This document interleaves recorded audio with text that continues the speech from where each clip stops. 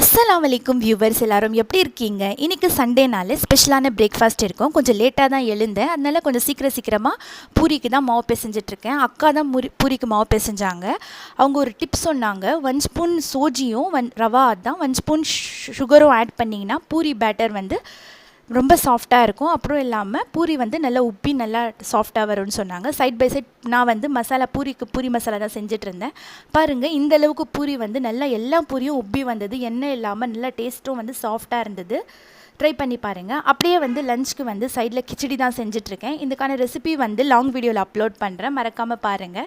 இந்த மாதிரி பச்சை மிளகாய் வாங்கிட்டு வரும்போது மேலே இருக்கிற டாப் கட் பண்ணி நீங்கள் ஏர்டைட் கண்டெய்னர் பாக்ஸில் வந்து ஸ்டோர் பண்ணி வச்சுட்டிங்கன்னா 1 மந்த்துக்கு வந்து கெடாமல் இருக்கும். ட்ரை பண்ணி பாருங்கள். அல்ஹம்துலில்லாஹ், நம்ம கிச்சடி வந்து டேஸ்ட் அல்டிமேட்டாக ரெடி ஆகிடுச்சு.